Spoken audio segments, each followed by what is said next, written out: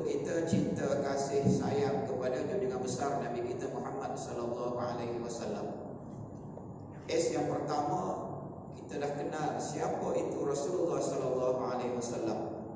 Kita dah berkongsi sedikit sebanyak mengulang kaji nama baginda, gelaran baginda, bapa saudaranya, ibu susuannya, penjaga, sepupu sepapat baginda. Kemudian yang keduanya, bila kita dah kenal, biarlah pengenalan itu menyebabkan kita sentiasa ingat, dan ingat itu dibuktikan dengan sentiasa sebut. Itulah yang kita namakan yang kedua, selawat. Yang ketiga, tidak cukup dengan kenal dan selalu sebut dengan berselawat, tetapi yang ketiga ini kita nak cuba meniru setiap apa yang dilakukan oleh Rasulullah SAW. Yang ketiga inilah sunnah. Sama ada sunnah yang kita dah belajar pada minggu lepas, sunnah yang mesti tak dapat tidak kita kena ikut. Itulah sunnah yang berbentuk tasyri'iyah, yang berbentuk keagamaannya. Macam mana kita nak solat, macam mana kita nak beribadat kepada Allah Subhanahu wa taala, tidak boleh guna kepala kita sendiri, tetapi hendaklah mencontohi, mengikut sunnah yang ditunjukkan oleh Rasulullah sallallahu alaihi wasallam. Begitu juga dengan sunnah yang tidak tasyri'iyah, yang Rasulullah tak suruh kita ikut, tetapi kerana cinta kasih sayang kita kepada baginda, baginda memakai jubah, kita memakai jubah. Baginda berjanggut, kita berjanggut. Baginda makan buah kurma, makan buah kana tertentu, kita ikut, walaupun itu bukanlah benda yang wajib, tetapi kita ikut kerana cinta kasih sayang kita kepada baginda. Itu yang ketiga. Dan yang keempat, insya-Allah kita nak kongsi sedikit dalam masa 10 minit pada malam ini, iaitu tidak cukup dengan sekadar kenal, sebut, tiru, tetapi kita kena ada yang keempat. Yang keempat ini ialah sirah Rasulullah sallallahu alaihi wasallam. Bila disebut sirah, maknanya sejarah. Bila disebut sirah, maknanya perjalanan hidup Rasulullah sallallahu alaihi wasallam selama 63 tahun di muka bumi Allah Subhanahu wa taala ini, terutamanya di 23 yang terakhir ketika baginda menjadi Rasulullah sallallahu alaihi wasallam. Bila sebut sunnah, cara hidup, sirah, perjalanan hidup, ada dua benda yang berbeza. Sirah Rasulullah sallallahu alaihi wasallam ini kita tak akan jumpa di dalam kitab Syama'il. Kitab Syama'il yang kita kongsi pada minggu lepas itu nak membincangkan tentang sifat-sifat Rasulullah, kepribadian Rasulullah. Dan kalau kita nak belajar sirah, kita kena cari kitab sirah, kitab sejarah berkaitan dengan Rasulullah sallallahu alaihi wasallam. Dan kita yang hidup pada hari ini cukup bertuah. Ini yang kita dapat ini tidak dapat oleh para sahabat yang terdahulu. Sahabat dia hanya melihat, menyaksikan dan dapat bertanya terus kepada Rasulullah SAW. Tetapi kita yang hidup di zaman-zaman mutaakhir ini, kita dihidangkan oleh para ulama dengan dua jenis kitab sirah. Yang pertama, kitab yang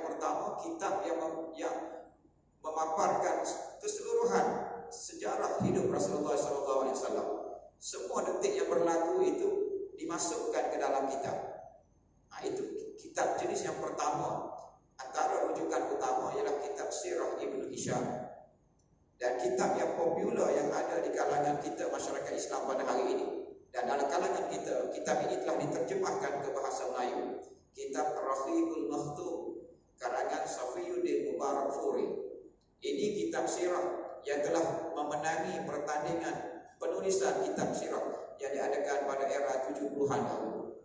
Dan kitab ini menjadi rujukan untuk seluruh dunia. Kitab ini dia hanya menyebut peristiwa, tanpa dia buat analisa dan sebagainya, pengajaran dan sebagainya. Dan kitab jenis yang kedua yang juga ada dalam zaman kita ini, kitab yang dinamakan Fiqh Sirah. Kita setakat ni belajar fiqh. Fiqh macam mana nak solat, macam mana nak puasa, macam mana nak mengerjakan haji. Dalam kitab sirah ini juga ada fiqhnya. Itulah namanya Fiqh Sirah. Dia bukan hanya memaparkan sejarah, tetapi dia memaparkan pengajaran di sebalik peristiwa sejarah Rasulullah SAW. Dan kitab ini antara yang menjadi rujukan seluruh dunia. ialah kitab Fiqh Sirah karangan Sa'id Ramadan Al-Buti, seorang ulama besar daripada negara Syria. Dan kitab ini juga ada terjemahannya dalam bahasa lain. Dan kitab Fiqh Sirah yang lain antaranya karangan Syekh Muhammad Al-Ghazali, dan banyak lagi kitab-kitab Fiqh Sirah yang lain. Kalau kita jumpa di pasaran ataupun tertengoklah di mana-mana YouTube dan sebagainya, kalau disebut sirah itu pemaparan sejarah tanpa dia buat sebarang pengajaran dan sebagainya. Tapi bila disebut fiqh sirah, sejarah bersama dengan analisanya sekali, bersama dengan pengajaran di sebalik apa yang berlaku. Tuan-tuan Bapak yang dirahmati Allah, kita belajar sirah ini, antara kelebihannya ialah kita dapat kenal kepribadian Rasulullah SAW itu sendiri.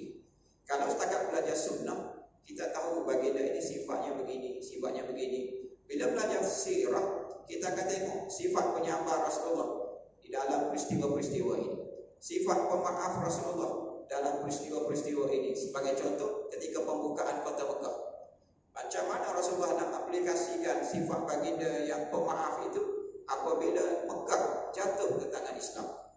Macam mana Rasulullah nak mengaplikasikan sifat pemaaf baginda apabila berhadapan dengan musyrikin yang selama 21 tahun memerangi baginda.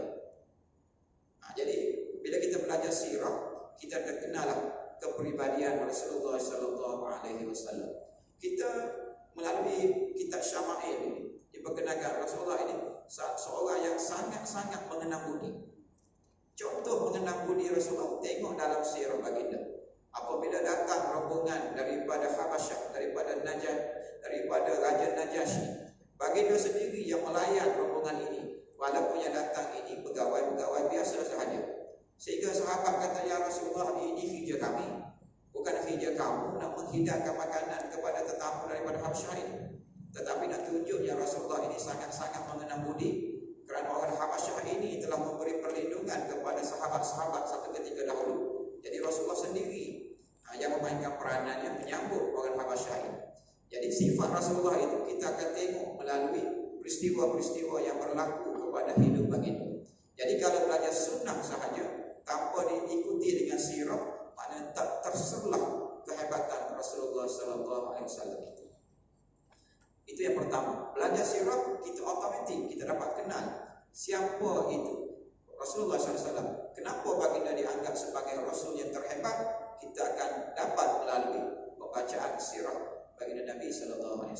Yang kedua, kita belajar sirah ini supaya kita faham Quran. Al-Quran ini selama 23 tahun diturunkan. Dan bila kita belajar Al-Quran, dia ada satu ilmu namanya sababun nuzul.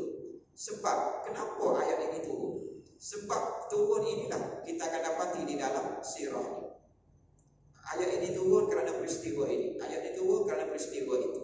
Dan untuk memahami Quran, tak dapat tidak kita kena belajar sirah Rasulullah, barulah kita dapat memahaminya. Surah Yasin yang kita belajar ini, kenapa turunnya surah Yasin ini? Kerana orang musyrikin ini seolah-olah tidak percaya dengan kerasulan Rasulullah. Musyrikin ini tidak percaya dengan hari kebangkitan semula. Jadi Allah Subhanahu Wa Taala turunkan surah ini. Dan begitulah yang lain-lain. Nak faham Quran, kena belajar sirah Rasulullah SAW. Yang ketiga, belajar sirah ini bukan hanya faham Quran, tetapi dapat faham Islam itu keseluruhannya. Yang diceritakan dalam Quran ini merupakan teori-teori. Praktikalnya ialah apa yang berlaku di dalam kehidupan Rasulullah SAW. Jadi belajar sirah ini otomatik kita belajar, kita dapat tahu, oh itu perjalanan, itu makna practicality Islam yang sebenar. Dan yang keempat yang kita boleh belajar daripada sirah ini, untuk kita mengambil pengajaran, setiap daripada kita ini, apa-apa posisi dalam masyarakat pun akan menjadikan sirah Rasulullah sebagai panduan. Perdana Menteri, Presiden, Raja, mana-mana yang memerintah negara, dia nak jadikan siapa contoh di dalam pentadbiran mereka? Tengok sejarah Rasulullah. Sebab Rasulullah 10 tahun sebagai orang nombor 1 di Madinah.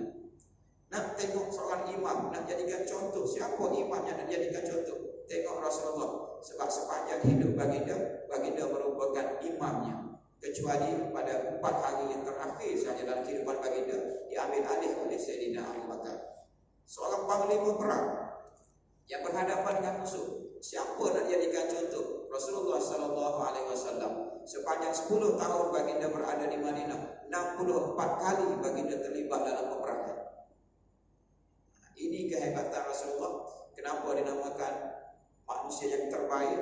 Kenapa baginda disebut qudwah, sebagai ikutan, sebagai contoh teladan? Sebab semua apa-apa posisi manusia di dalam masyarakat ada pada diri Rasulullah. Orang miskin nak jadikan contoh, Rasulullah sampaikan di hari kewafatan baginda, malam kewafatan itu nak nyalakan lampu pun tak ada minyak, terpaksa pinjam dengan jiran sebelah rumah. Orang kaya nak jadikan contoh, tengok Rasulullah SAW juga. Sebab baginda ini pegang perbendaharaan negara. Jadi semua sekali ada pada batang tubuh Rasulullah SAW dan dapat kita fahami melalui sirah baginda. Jadi kalau kita nak sayang, cinta, kasih kepada Rasulullah, tak dapat tidak kena belajar sirah Rasulullah SAW ini. Secara ringkas sirah ini, Rasulullah berada di dalam kandungan ibundanya, berusia 2 bulan dalam kandungan, baginda kehilangan ayahanda yang tersayang. Baginda dilahirkan 4 tahun yang pertama, baginda dibesarkan di perkampungan Bani Sa'ad oleh Halimatus Sa'diyah. Itu 4 tahun pertama untuk besaran baginda itu berada di perkampungan. Disitulah baginda dilatih secara fizikalnya dan baginda dilatih untuk berbahasa. Kemudian dalam proses 4 tahun itu juga berlaku satu peristiwa yang ajaib bagi Rasulullah, iaitu peristiwa pembedahan dada ini, buat kali yang pertama. Sehingga kan Halimatus Sa'diyah ini rasa bimbang. Kemudiannya beliau ini dihantar semula kepada ayah ibundanya di Mekah. Tapi dia minta tempoh untuk dipanjangkan lagi 2 tahun, dan akhir sekali baginda berada 4 tahun di perkampungan Bani Sa'ad. Kemudian baginda dipulangkan semula kepada ibundanya. Tak lama, 2 tahun sahaja. Tahun yang ke-6, bondanya pula meninggal dunia. Kemudian baginda dipelihara oleh Abdul Muttalib. Pun tak lama, 2 tahun ketika baginda berusia 8 tahun, datuknya pula meninggal dunia. Jadi setiap detik dalam hidup Rasulullah itu, maknanya ada dicatatkan di dalam sirah. Tidak ada pemimpin hebat yang lain yang ada di dunia ini daripada dalam kandungan lagi dah ditulis sejarah perjalanan hidupnya, kecuali Rasulullah SAW. Bagi seorang anak yatim nak menjadikan siapa sebagai contoh, tengok Rasulullah. Lahir-lahir dah tak ada bapa. Berusia 6 tahun kehilangan mak. Berusia 8 tahun kehilangan pula penjaganya Abdul Muttalib. Kemudian Rasulullah membesar sebagai seorang remaja. Berusia 12 tahun baginda terlibat dengan kali pertamanya keluar kawasan, iaitu terlibat dengan misi perdagangan ke negara Syam yang diketuai oleh bapa saudaranya Abu Talib. Itulah kali pertama Rasulullah keluar daripada Mekah untuk melihat negara luar, dan dalam misi perdagangan pula. Dan dalam misi inilah dicatatkan baginda bertemu dengan seorang padri yang dalam sejarah dinamakan Bukhairah. Pertemuan yang sekejap itu, ini merupakan menjadi satu tohmahan kepada mustasyrikin, para orientalis, mengatakan Rasulullah Muhammad ini ciplak Islam ini daripada agama Kristian. Muhammad ambil daripada Bukhairah, kemudian Muhammad ubah surat, kemudian Muhammad tulis Al-Quran, dan Muhammad cipta agama baru, iaitu agama Islam. Jadi insyaAllah yang ini kita akan masuk dalam yang kelima nanti, tohmahan cacian kepada Rasulullah. Kemudian apabila baginda berusia 25 tahun, baginda sekali lagi terlibat di dalam misi perdagangan. Kali ini baginda sendiri yang mengetuainya, bermodalkan modal daripada Sayyidatina Khadijah. Dan tahun yang sama baginda mendirikan perkahwinan rumah tangga buat kali yang pertama dengan Sayyidatina Khadijah. Itu 25 tahun kehidupan pertama baginda. Kemudian dalam usia 35 tahun berlaku satu peristiwa besar di Mekah, yaitu pembinaan semula Kaabah. Kaabah dah uzur, dah tua, kemudian berlaku banjir menyebabkan Kaabah ini terpaksa diruntuhkan dan dibina semula. Dan antara orang yang terlibat dalam pembinaan ini seorang yang bernama Al-Walid bin Mughirah.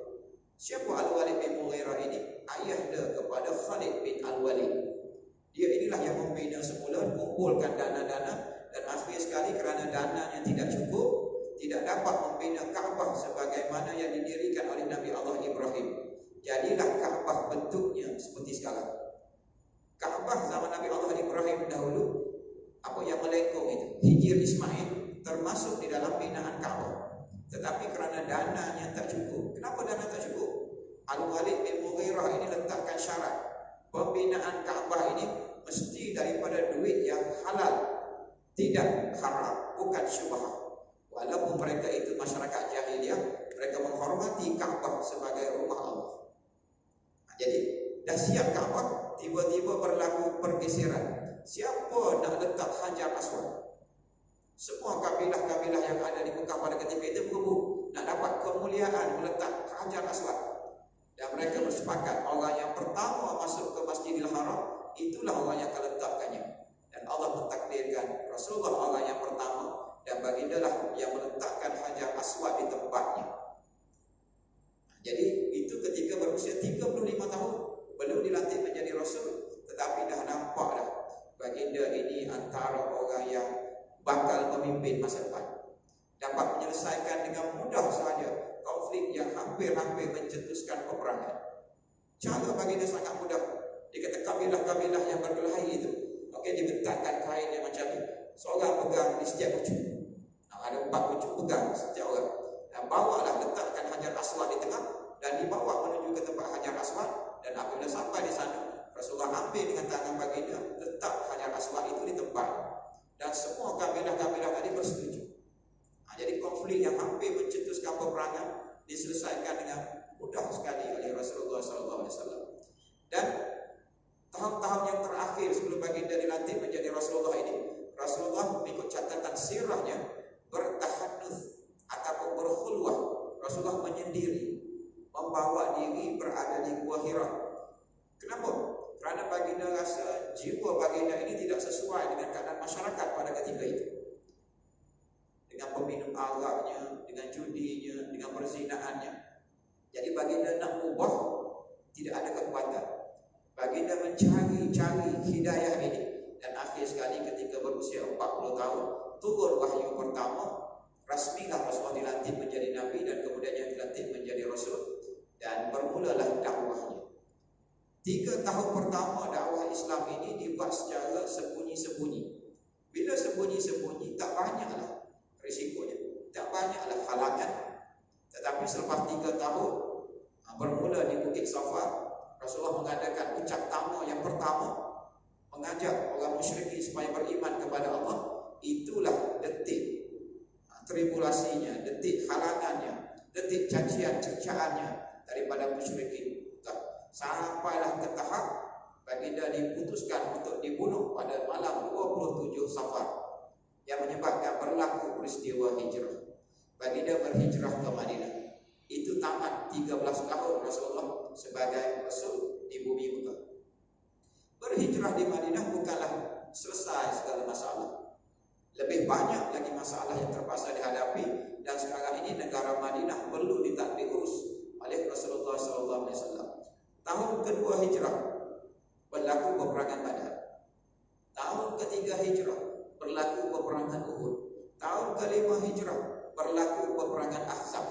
Itu 3 peperangan besar. Dan di celah-celah peperangan besar ini banyak lagi peperangan-peperangan kecilnya. Antaranya peperangan melawan Yahudi Bani Nadir, Bani Qainuqa dan Bani Quraizah. Pada tahun ke-6 hijrah, selepas Rasulullah bermimpi mengerjakan tawaf, baginda membawa 1,400 orang sahabat menuju ke Mekah. Dan sebelum sampai ke Mekah, di Hudaybiyah, baginda telah ditahan dan termeterai satu perjanjian dinamakan Perjanjian Hudaybiyah, gencatan senjata selama 10 tahun. Kemudian diringkaskan lagi ini, pada tahun 7 hijrah berlaku satu peperangan besar, peperangan Khaybar melawan Yahudi, merupakan benteng terakhir orang Yahudi di bumi Arab. Pada tahun 8 hijrah berlaku pembukaan kota Mekah. Tahun yang sama berlaku peperangan Hunain. Dan kemudian tahun ke-9 hijrah berlaku peperangan besar yang terakhir dalam kehidupan Rasulullah, yaitu peperangan Tabuk melawan kerajaan Rom. Dan akhir sekali pada tahun 10 hijrah berlakulah hajjatul wada, haji perpisahan. Dan balik daripada haji inilah bulan Muharramnya, dan kemudian bulan Safarnya. Di penghujung Safar Rasulullah mula sakit, dan baginda wafat pada hari Isnin 12 Safar, dan baginda dimandi, dikafan dan disembahyangkan pada hari Selasa 13 Rabiul Awal, dan baginda dikebumikan, dimakamkan pada malam Rabu 14 Rabiul Awal.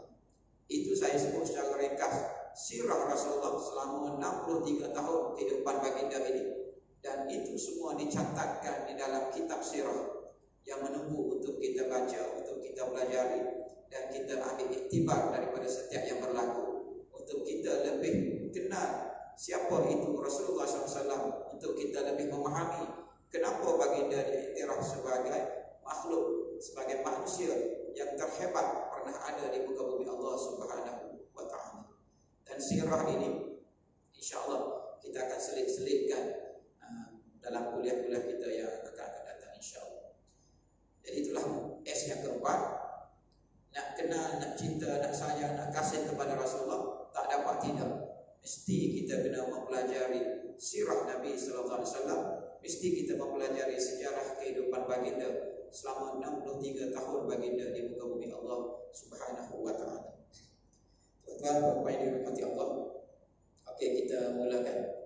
Kita sambung balik pembelajaran kita yang tertangguh lebih daripada sebulan ini, dengan insya-Allah pada malam ini kita akan sambung pada ayat yang ke-33. Yang ada Quran berarti yang Quran, yang hafal boleh ikut sama. Yang hafal dan ada Quran dua pahala. Quran ini tengok dapat pahala, baca dapat pahala, faham dapat pahala lagi.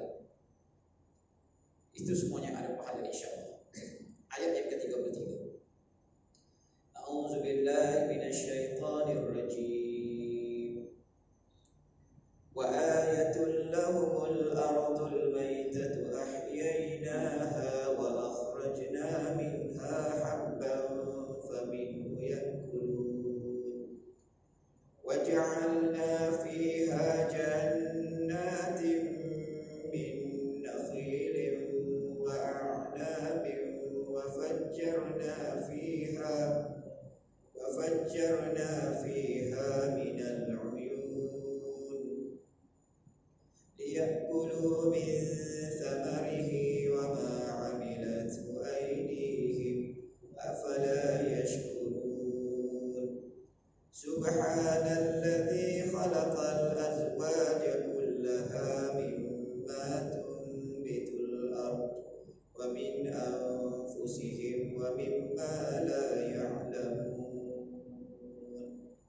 Sadaqallahul azim. Jadi kalau kita perhatikan balik surah Yasin daripada permulaan ayat yang pertama, jadi Allah Subhanahu wa Ta'ala nak menegaskan bahawa Rasulullah sallallahu alaihi wasallam ini bukan nabi palsu, bukan baginda ini tok dukun, bukan tok pawang, bukan juga baginda ini gila, tetapi baginda ini merupakan nabi, salah seorang daripada nabi dan rasul yang diutuskan oleh Allah Subhanahu wa Ta'ala ke muka dunia. Baginda ini diberikan Al-Quran sebagai mukjizat yang terbesar bagi baginda.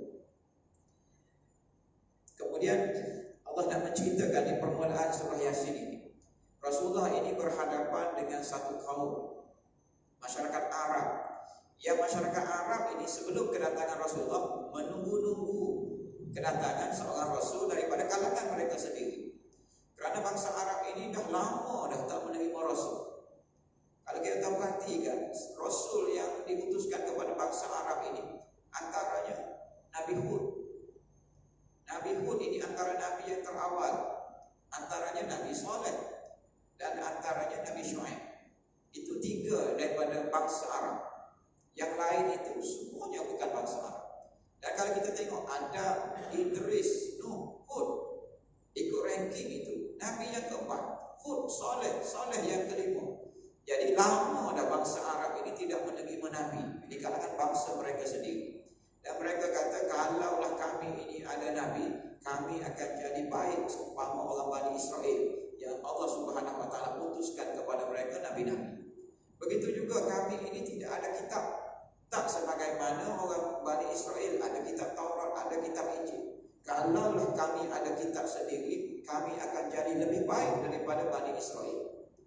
Tetapi malangnya apabila Allah Subhanahu wa taala mengutuskan Rasulullah SAW kepada mereka, diberikan Al-Quran kepada mereka, majoriti di kalangan mereka menolak. Bahkan Allah sebut di dalam ayat yang kita dah baca sebelum ini, mereka itu dah layak dah untuk ditimpa bala oleh Allah Subhanahu wa taala. Tetapi kerana rahmat kasih sayang Allah kepada manusia ini, Allah hantarkan juga Rasulullah SAW untuk menyelamatkan mereka ini daripada kemurkaan Allah. Kemudian itu ciri yang pertama. Jadi bermula daripada ayat yang ke-13 sampailah ayat yang ke-32, Allah dah menceritakan dan memberi contoh kepada musyrikin khasnya dan kepada kita semuanya tentang kisah yang pernah berlaku di satu tempat yang tidak disebutkan namanya dalam ayat ini, tetapi para ulama tafsir kata itu satu tempat namanya Antakya. Tempat ini Allah Subhanahu wa taala memutuskan bukan seorang, bukan dua, 3 orang rasul untuk mengajak penduduk Antakya ini supaya beriman kepada Allah. Tetapi akhir sekali mereka lawan juga. Bahkan di dalam peristiwa ini ada seorang yang dari hujung kampung datang lagi. Rasul dah 3, tambah lagi seorang, minta supaya mereka beriman kepada Allah Subhanahu wa taala, tetapi mereka tolak juga. Dan akhir sekali orang yang keempat ini juga dibunuh oleh mereka. Dan akhir sekali di penghujung cerita ini Allah nak ceritakan Allah Subhanahu wa taala selepas dah beri dah nabinya, beri rasul, beri orang yang beri ingatan, tetapi mereka tolak juga dakwah yang dibawa. Akhir sekali mereka dimusnahkan oleh Allah Subhanahu wa taala. Tidak perlu malaikat turun daripada langit, cukup dengan sayhatan wahidah, suatu pekikan suara yang kuat menyebabkan mereka mati bergelimpangan. Tamatlah cerita di Antakya itu. Sekarang ni Allah nak kembali semula ke alam nyata, ke alam realiti.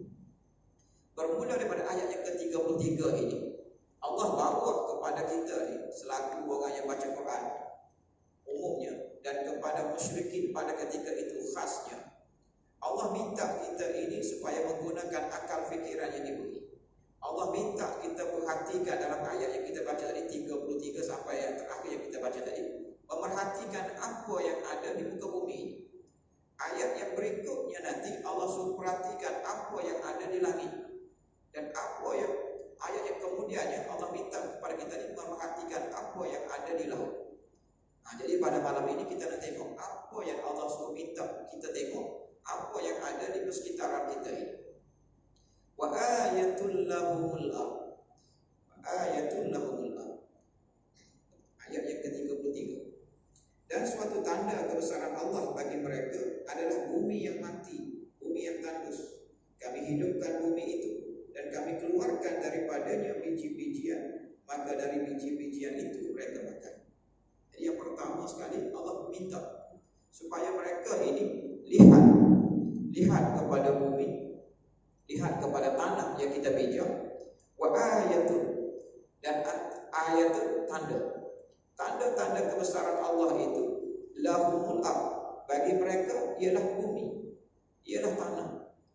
Jadi Allah Subhanahu wa taala ini dia minta supaya kita beriman kepada Allah, dan Allah beri 2. Satu dinamakan ayat-ayat manzurah, satu lagi ayat-ayat makruah. Ayat-ayat manzurah ini ayat-ayat yang kita tengoknya penciptaan Allah Subhanahu wa taala, langit, bumi, bukit, bukau, sungai, hujan, kemarau. Ini namanya ayat-ayat yang manzurah, untuk kita lihat, untuk kita fikir. Ayat yang kedua, ayat makruah. Ayat makruah yang dibaca itu Quran. Jadi selain daripada baca Quran untuk mendapat hidayah petunjuk Allah Subhanahu wa taala, Allah juga minta kita ini perhatikan alam. Perhatikan alam dengan fikiran, kemudian tengok dengan mata hati. Insya-Allah kita akan tahu siapakah yang di sebalik kehebatan ciptaan Allah Subhanahu wa taala ini. Jadi untuk ayat yang ke-33 ini Allah minta wa ayatun, dan antara tanda-tanda kehebatan Allah Subhanahu wa taala lahu bagi mereka al-ard, bumi yang macam mana, tanah yang macam mana, al-ardul maitah, bumi yang mati. Maitah itu mati, bumi yang mati, bumi yang tandus. Ahyainaha, lalu kami hidupkan bumi yang tandus tadi. Wa akhrajna, dan kami keluarkan daripada bumi yang tandus. Minha habba, keluarkan daripadanya habba, biji-bijian. Faminhu ya'kulun, daripada biji-bijian itu mereka makan. Jadi Allah Subhanahu wa taala ini minta kita ini lihat. Kalau kamu tidak percaya dengan hari kebangkitan semula, kamu pernah bawa kepada Rasulullah SAW tulang, kemudian kamu hancurkan di hadapan Muhammad tulang itu. Kamu kata depan Muhammad, ya Muhammad, engkau kata manusia yang mati ini akan dibangkitkan semula. Tengok tulang ini dah hancur, dihancurkan di hadapan Rasulullah. Kita macam mana dari tulang yang hancur ini nak bangkitkan semula di pada mahsyar? Jadi Allah jawab dalam ayat ini, kamu lihat bumi yang tandus, bumi yang tidak ada harapan, bumi yang kering, tidak ada tumbuh-tumbuhan. Tetapi Allah Subhanahu wa taala dengan kekuasaan yang ada pada Allah Subhanahu wa taala, Allah boleh menghidupkan bumi yang tandus tadi. Bukan sahaja menghidupkan dia, tetapi mengeluarkan tumbuh-tumbuhan, mengeluarkan biji-bijian, daripada biji-bijian itu menjadi sumber makanan untuk kamu. Bagi kita di sini ya, makan beras, makan nasi, padi. Bagi masyarakat yang di luar sana tu makan gandumnya, makan tepungnya. Jadi Allah Subhanahu wa taala tengok, kalau bumi yang dah mati, bumi yang tandus, bumi yang tidak ada harapan lagi, Allah Subhanahu wa taala boleh hidupkan semula, boleh tumbuhkan tumbuh-tumbuhan yang menjadi sumber makanan untuk kamu. Apa sangat yang susahnya untuk Allah Subhanahu wa taala nak menghidupkan kamu yang telah ada kemudian mati sekejap, untuk Allah menghidupkan balik diri-diri kita yang telah mati. Kemudian waja'alna fiha jannatin min nakhilin wa a'nabin wa fajjarna fiha minal 'uyun. Waja'alna, dan kami jadikan. Allah Subhanahu wa taala ini selalu menggunakan kata ganti diri, ja'alna, kami. Allah tak kata saya. Jadi para ulama tafsir kata, kenapa Allah ini gunakan kami? Kami kan untuk orang yang banyak, ramai. Adakah Tuhan ini lebih daripada satu? Jawapan kita, Allah gunakan kami ini litakzim, untuk menunjukkan kehebatan Allah Subhanahu wa taala. Seumpama raja ataupun sultan bila dia bercakap, kadang-kadang dia kata kita. Kita, dia tak kata saya. Dia kata kita itu menunjukkan ramai, tapi dia nak tunjukkan kepada dia. Jadi Allah Subhanahu wa taala ini selalu menggunakan kata ganti nama kami. Pendapat yang kedua, para ahli tafsir kata Allah gunakan kami ini sebab Allah Subhanahu wa taala yang Maha berkuasa. Tetapi Allah Subhanahu wa taala di bawah pentadbiran Allah ini ada malaikat-malaikat yang menguruskan. Jadi kami ini termasuklah malaikat-malaikat yang menguruskan untuk Allah Subhanahu wa taala. Wa ja'alna fiha, kami menjadikan fiha, di muka bumi ini, di tanah yang gersang, yang tandus tadi, jannatin, taman-taman. Bukan sekadar kering, kotak, gersang, kemudian Allah hidupkan dia, keluar tumbuh-tumbuhan. Bukan sekadar tumbuh-tumbuhan, jadikan pula kebun dan ladang. Jannatin min nakhilin, nakhil pokok-pokok kurma, wa a'nabin, buah-buah anggur, wa fajjarna, dan kami pancarkan, kami keluarkan fiha, daripada bumi itu, minal 'uyun, daripada mata airnya. Jadi bila bumi yang tandus, bumi yang gersang, Allah Subhanahu wa taala hidupkan macam mana? Hidupkan dengan turunnya hujan daripada langit. Dan kemudian Allah hidupkan juga dengan memancarkan mata air daripada perut bumi. Dan manusia ini dengan berkat ilmu yang Allah Subhanahu wa taala berikan, manusia ini boleh pula mereka mencipta apa yang kita namakan tali air, pangan dan sebagainya.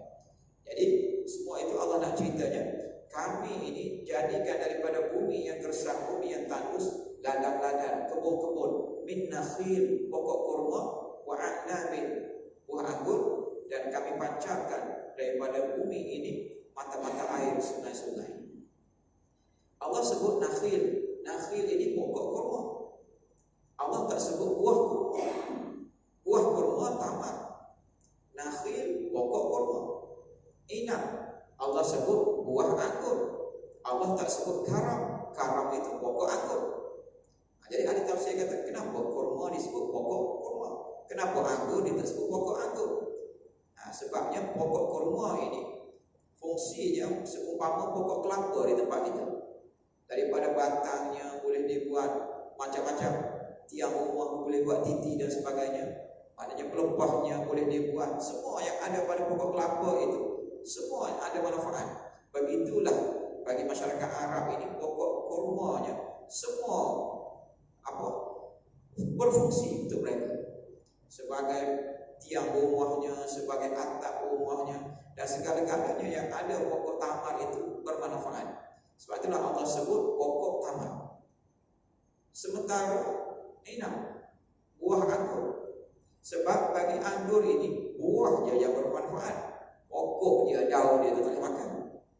Jadi Allah sebut, kami tumbuhkan daripada bumi yang gersang tadi kebun-kebun, dan kebun-kebun ini antaranya ialah kebun-kebun pokok kurma dan buah-buah anggur, dan kami pancarkan daripada bumi yang gersang itu al-uyun, mata-mata air, sungai, pangan dan sebagainya. Itu ayat yang ke-36. Jadi semua ini nak ceritanya Allah Subhanahu wa taala ni mudah. Kalau Allah nak bumi yang hidup itu boleh dihidupkan, bumi yang mati boleh dihidupkan semula. Manusia yang mati ini senang sajalah bagi Allah Subhanahu wa taala untuk menghidupkannya kembali. Ayat yang seterusnya, liyakulu min samarihi wa ma 'amilatu aydihim afala yashkurun. Kenapa Allah Subhanahu wa taala tumbuhkan pokok kurma? Kenapa Allah Subhanahu wa taala tumbuhkan buah anggur, kebun-kebun dan sebagainya? Liyakulu, untuk mereka makan, untuk kita makan. Untuk kita makan min samarihi, daripada buahnya, wa ma 'amilatu aydihim, dan apa-apa hasil daripada usaha yang mereka kerjakan. Afala yashkurun, mengapa mereka tidak mahu bersyukur kepada Allah Subhanahu wa taala. Jadi 3 ayat ini berkaitan dengan kekuasaan Allah pada tanah, pada bumi yang gersang. Orang musyrikin ini, mereka ini tidak percaya akan adanya hari kiamat. Antaranya tidak logik pada akal fikiran mereka, macam mana manusia yang dah mati, tulang yang dah hancur akan dibangkitkan semula oleh Allah Subhanahu wa taala di padang mahsyar, sebagaimana dakwaan Rasulullah sallallahu alaihi wasallam. Tetapi Allah beri supaya mereka berfikir. Cuba tengok bumi yang tandus, tak ada harapan, padang pasir. Tetapi tiba-tiba bumi yang tandus tadi Allah turunkan hujan, Allah pancarkan mata air daripada bumi, kemudian tumbuh biji-bijian, tanaman-tanaman, pokok kurma, tumbuh buah anggur. Daripada buah anggur itu dapat kamu makan. Jadi itu semua kekuasaan Allah Subhanahu wa taala yang dapat kamu lihat dengan mata kepala kamu sendiri. Jadi untuk Allah Subhanahu wa taala nak menghidupkan semula kamu selepas kamu mati, itu benda yang senang bagi Allah Subhanahu wa taala. Bahkan Allah pernah bertanya kepada kita, mana lebih susah, nak mencipta manusia yang belum ada ke, ataupun nak menghidupkan semula manusia yang dah ada cuma mati sekejap. Kita dulu tak ada apa-apa. Daripada tak ada apa-apa ni, Allah ciptakan jadi ada. Ada sekarang ini. Kemudian kita yang ada ini, satu ketika nanti akan mati. Mati. Mana lebih susah? Nak menghidupkan benda yang tak ada, nak mencipta benda yang tak ada, ataupun nak menghidupkan semula benda yang telah ada. Jadi itu jawapan Allah Subhanahu wa taala kepada mereka yang tak yakin, tak beriman kepada hari kebangkitan semula. Kita pergi lalu buat kepada azan dahulu. Kemudian kita sambung lebih kurang 10 minit dan buka peluang kalau ada yang nak bertanya. InsyaAllah.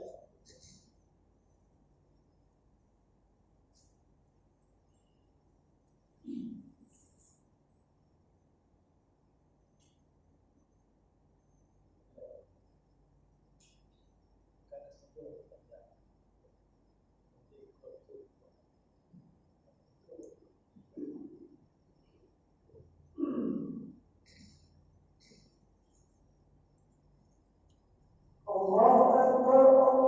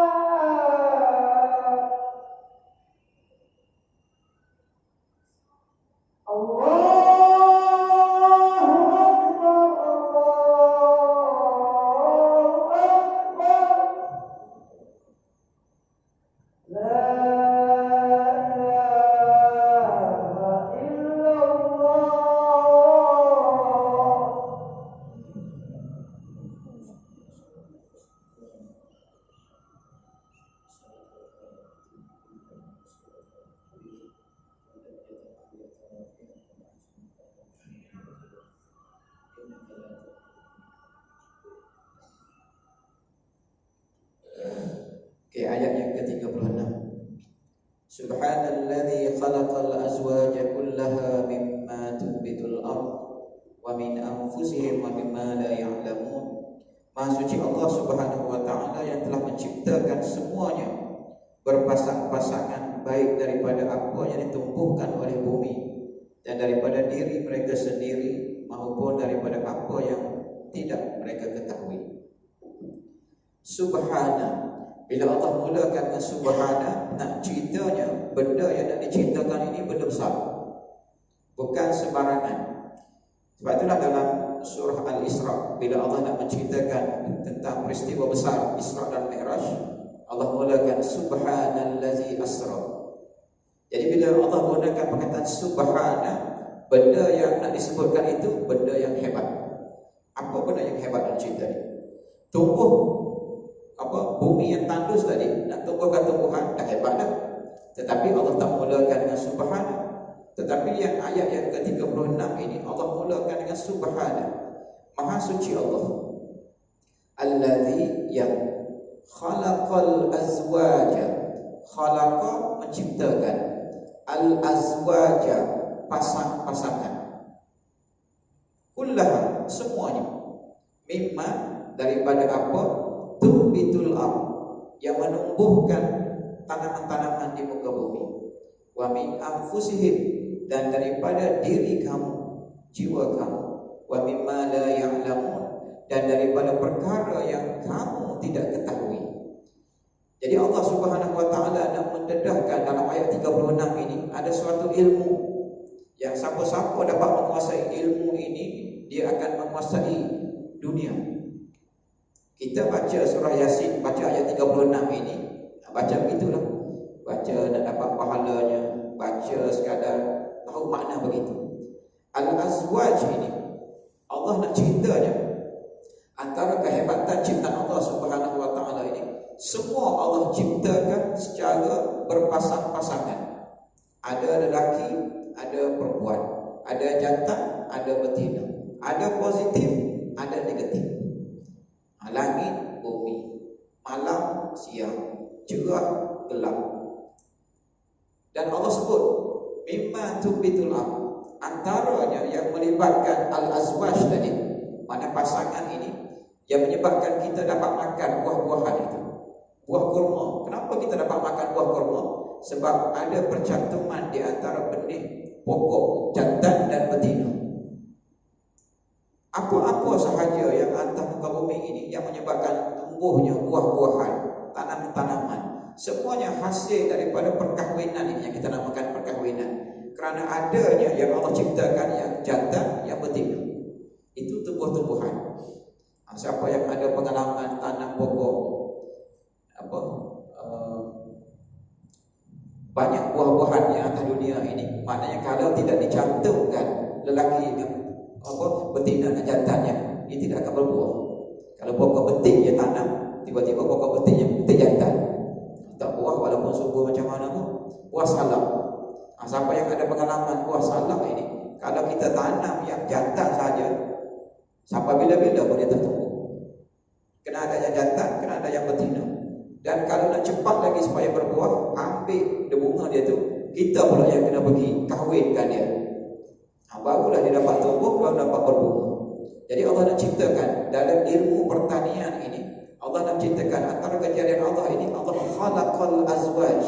Allah ciptakan semua itu ada pasangan lawannya. Jantan, betina, lelaki, perempuan, positif, negatifnya. Semua tidak akan berlaku tumbuhnya buah-buahan sekiranya tidak ada percantuman di antara jantan dan betina ini.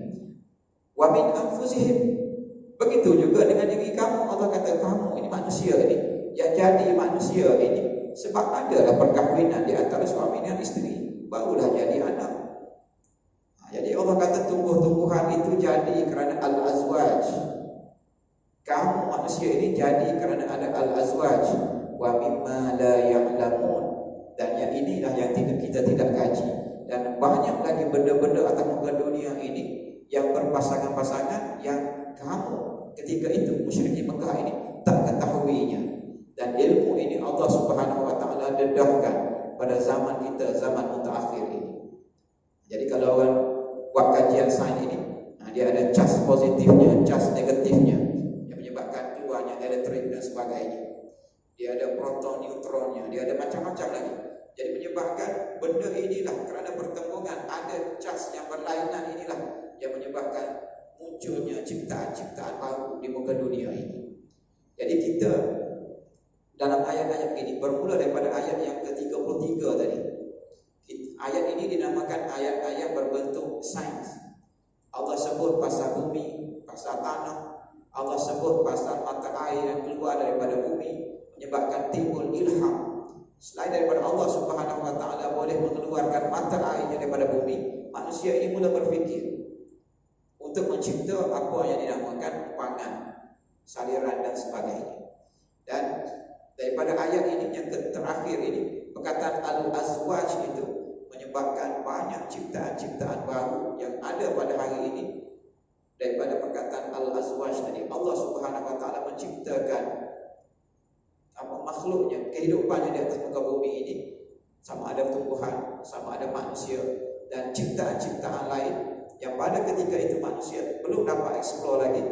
Tetapi pada zaman kita hari ini, hasil daripada kemajuan ilmunya menyebabkan manusia ini lebih memahami apa yang Allah sebut wa mimma la ya'lamu ini, yang kamu pada ketika itu tidak mengetahui, dan manusia satu ketika nanti akan dapat mengetahui apa yang Allah sebut wa mimma la ya'lamu, dan daripada perkara-perkara yang kamu tidak ketahui. Wallahu a'lam. Jadi itu 4 ayat yang berkaitan dengan bumi. Ada apa yang ada yang kita bicara ini, tanah, bumi. Dan insya-Allah ayat yang berikutnya nanti Allah suruh kita mendongak pula ke langit, tengok matahari, tengok bulan, tengok peredaran planet-planet ini. Dan di situ juga tujuan utama kenapa Allah sebut, kerana nak beritahu semuanya itu menunjukkan kekuasaan Allah Subhanahu wa taala. Yang kamu tidak nak beriman kepada ajaran yang dibawa oleh Rasulullah SAW itu, yang kamu tidak beriman dengan hari kiamat itu, sedangkan Allah Subhanahu wa taala ini yang berkuasa, maha berkuasa di atas segala-galanya. Wallahu a'lam. Keperluanlah kalau ada nak bertanya. Ada 1 soalan, 2 soalan. 1, 2, 3. Tak ada soalan, kita tutup soalan. Okey, jadi kalau tak ada apa-apa, saya nak kongsi 1 soalan yang diberi di surau lain. Jadi ada jemaah yang bertanya, kenapa kadang-kadang orang baca sallallahu alaihi wasallam, kenapa kadang-kadang orang sebut wasallim? Salam kadang-kadang salim. Mana satu yang betulnya? Okey. Jadi yang betulnya kalau sallallahu alaihi wasallam, Allahumma salli wa sallim. Sallallahu wasallam, salli wa sallim. Dari segi maknanya pula, kalau sallallahu wasallam itu Allah menggunakan kata kerja lepas, fi'il madhi. Sallallahu, Allah telah berselawat, wasallam, dan telah mengucapkan salam. Kalau salli, selawatlah kamu, wasallim, dan berilah selawat, berilah salam kepada baginda. Jadi kalau sallallahu alaihi wasallim, salah dari segi grammarnya. Sallallahu, Allah telah berselawat kepadanya, wasallim, dan ucapkanlah salam. Jadi sebenarnya sallallahu alaihi wasallam. Okey, wasallam. Wallahu a'lam. Subhanakallahumma wa bihamdika asyhadu an la ilaha illa anta astaghfiruka wa atubu ilaik. A'udzubillahi minasyaitonir rajim. Bismillahirrahmanirrahim. Alhamdulillahirabbil alamin wassalatu wassalamu ala rasulihil amin wa ala alihi wa sahbihi ajma'in. Allahumma inna ala dzikrika wa syukrika wa husni ibadatik. Ya Allah, bantulah kami untuk kami mengingati-Mu, bantulah kami untuk kami mensyukuri nikmat, bantulah kami untuk kami memperelok, memperbaiki amal ibadah kepada-Mu. Allahumma 'allimna ma yanfa'una wanfa'na mimma 'allamtana wa zidna ilma. Ya Allah, ajarkanlah kepada kami apa yang memberi manfaat kepada kami, dan berilah manfaat kepada kami hasil daripada ilmu-ilmu yang Kau ajarkan kepada kami, dan tambahkanlah ilmu-ilmu yang bermanfaat untuk kami. Rabbana atina fid dunya hasanah wa fil akhirati hasanah wa qina adzabannar. Walhamdulillahi rabbil alamin.